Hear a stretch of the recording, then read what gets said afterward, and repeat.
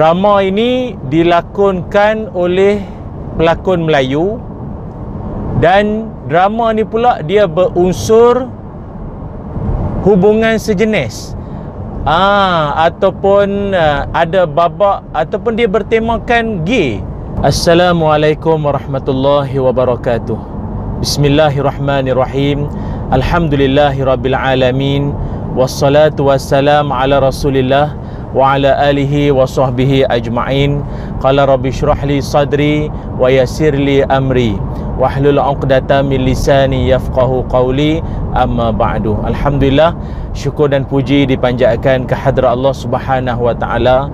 Dengan izin, ketentuan dan kasih sayang Allah, dapatlah sama-sama kita bertemu pada kesempatan video pada kali ini. Terima kasih pada semua sahabat-sahabat yang saya hormati, yang sering kali mendoakan, malah menyokong tiap perkongsian saya ini. Moga ianya bermanfaat dan dapat kita ambil iktibar senantiasa, insya-Allah.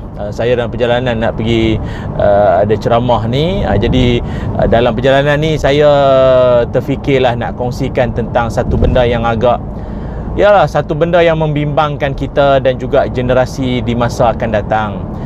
Baru-baru ni kita agak kecoh dan heboh sikit berkaitan tentang satu drama. Drama ini dilakonkan oleh pelakon Melayu, dan drama ni pula dia berunsur hubungan sejenis, ataupun ada babak, ataupun dia bertemakan gay. Jadi kita sebagai orang Islam, ini satu benda yang kita tak boleh terima. Walau bagaimanapun telah pun dikhabarkan di surat khabar dan di media bahawa pelakon terbabit dia telah pun memaklumkan bahawa dia sendiri pun dalam perjanjian, dalam agreement, dia tak tahu pun bahawa akan ada babak-babak yang tak senonoh macam ni, ataupun akan ada unsur-unsur gay dalam drama yang akan dia lakonkan ni, dia pun tak tahu.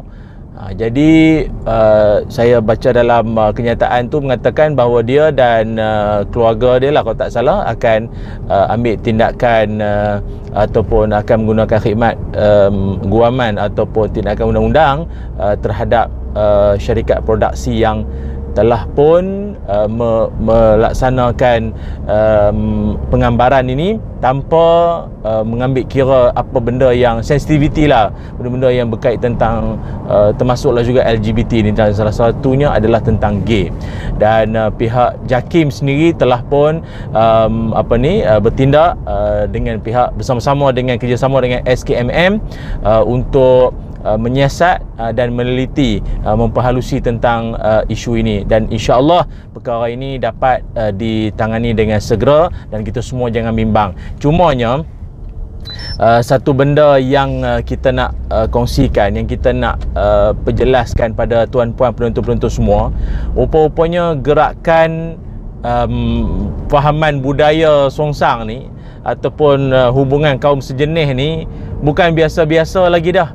Bukan setakat dia hanya berjumpa, kemudian mereka hanya hubungan setakat kelompok kecil, tapi mereka ini sampai satu tahap ada aplikasi. Dia dah ada apps untuk nak connect ataupun nak hubungkan di antara mereka satu sama lain.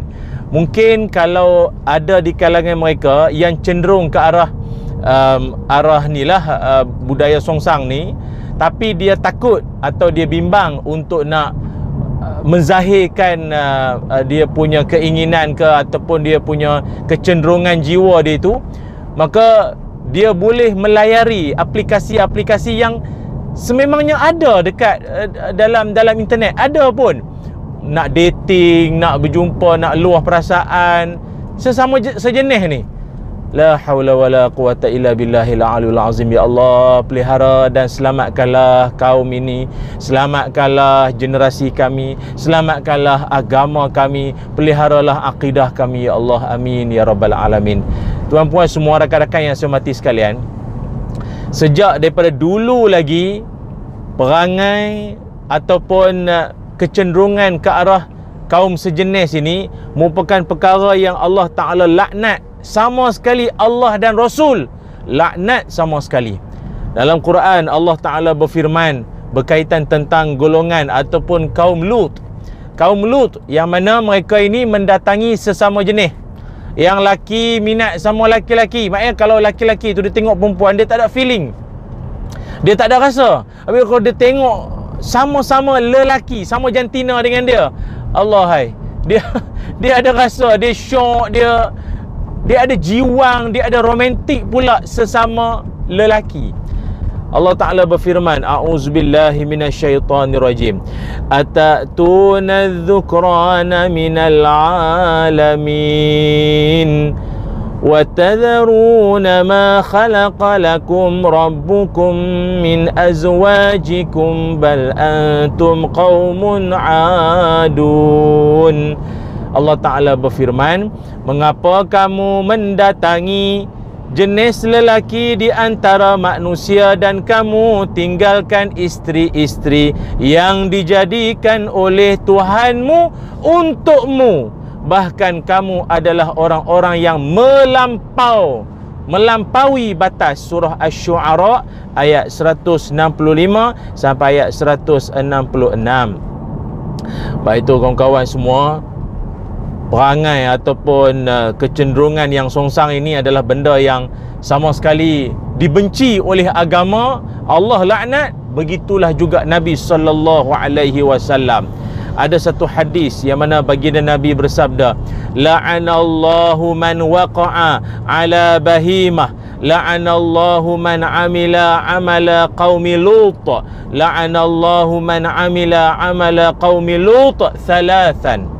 Nabi SAW bersabda, Allah melaknat sesiapa yang mendatangi binatang.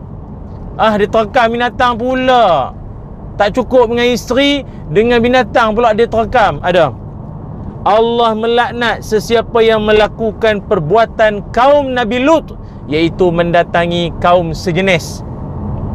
Melakukan perbuatan kaum Nabi Lut. Dan Nabi mengulang sebanyak 3 kali. Laknat itu sebanyak 3 kali terhadap perbuatan-perbuatan kaum Nabi Lut yang telah Allah Subhanahu wa taala ceritakan dalam Quran, yang mana balasan azab akibat perbuatan songsang mereka itu jadilah hari ni laut mati di Jordan. Alhamdulillah saya pun dah sampai dah ke sana tu, sikit sebanyak menimbulkan kesedaran, keinsafan dalam hati kita. Kawasan itu walaupun sekarang jadi pelancongan, tapi dia menjadi satu kenang-kenangan untuk kita bahawa ini merupakan tapak yang pernah dimurkai oleh Allah Subhanahu wa taala. Maka kita umat hari ini jangan duk buat perangai yang sama, mengulang kembali sejarah silam orang tua-tua dulu yang hidup mereka dalam kejahilan, kesongsangan hidup. Juga dalam hadis yang lain daripada Ibnu Abbas radhiyallahu anhuma, la'ana Rasulullah sallallahu alaihi wasallam al-mutashabbihin minar rijal bin nisa wal mutashabbihati minan nisa'i bir rijal. Rasulullah sallallahu alaihi wasallam melaknat lelaki yang menyerupai perempuan dan perempuan yang menyerupai lelaki. Laknat tu, Nabi melaknat. Kita ni hidup, haraplah moga dapat syafaat Nabi sallallahu alaihi wasallam di akhirat nanti. Dapat syafaat Nabi, nak duduk berjiran sama dengan Nabi dalam syurga. Aduh, ada orang memilih jalan untuk beroleh laknat pula dah. Ya Allah, ya Allah, ya Allah. Ini kita berdoa pada Allah Subhanahu wa taala, jangan sama sekali ada di kalangan dalam kalangan masyarakat kita ke dalam kalangan dalam anak cucu keturunan generasi kita, jangan ada golongan macam ni. Cuma ada orang berpahaman satu benda lagi. Dia kata, maklumlah bila laki-laki sama laki-laki bermula dengan tak tahulah, dia kata pegang tangan laki-laki sama laki-laki tak batal sembahyang, tak apa. Memanglah, tapi lama kelamaan jalan sambil berpegangan tangan sambil duk pegang tangan sama laki-laki, lepas tu lama-lama dia ada rang dia ada rang dia ada current, dia ada satu macam rasa lain pula. Yang seorang kata ini tangan dia halus, lembut, mulus. Dia kata isteri dia pun tak selembut tangan kawan laki dia ni. Laki ni pula lagi memahami dia, lagi menjiwai dia, lagi lemah lembut melayan dia, kalah bini dia. Aduh, bermula daripada saat itulah boleh bawa kepada aktiviti sumbang ataupun boleh bawa kepada pelakuan yang mengundang laknat Allah dan Rasul. Jadi kita nak pesankan, kalau ada orang berpandangan kata, ala laki-laki kalau sama laki-laki, itu bukan zina. Kalau laki-laki dengan perempuan, itu zina lah. Tapi kalau laki-laki sama laki-laki, kalau perbuatan tu berlaku, mana ada zina? Macam mana nak kira zinanya? Alat sama, alatnya sama. Jadi bukannya kira zina macam tu. Kita nak betulkan pahaman ini.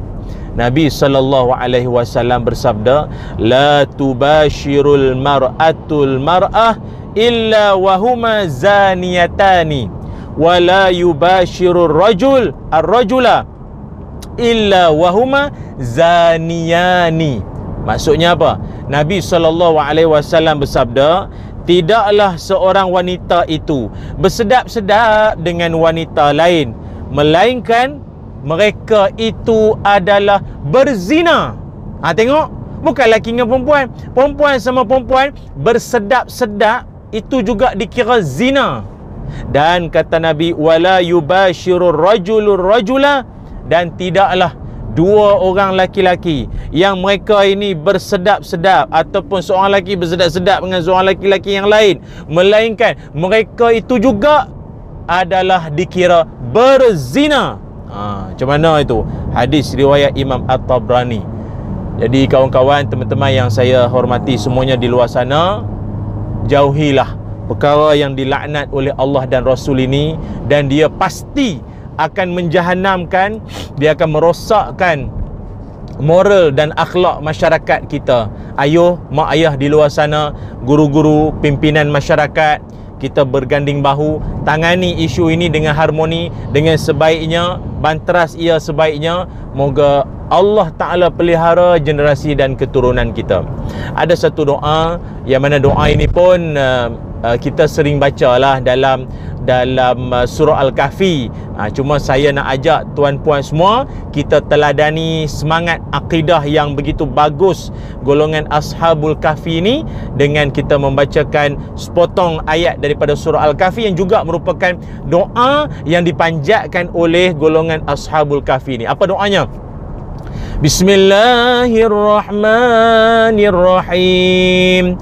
Rabbana atina min ladunka rahmah wa hayyi' lana min amrina rasyada. Sekali lagi. Rabbana atina min ladunka rahmah wa hayyi' lana min amrina rasyada. Amin ya rabbal alamin. Sadaqallahul azim.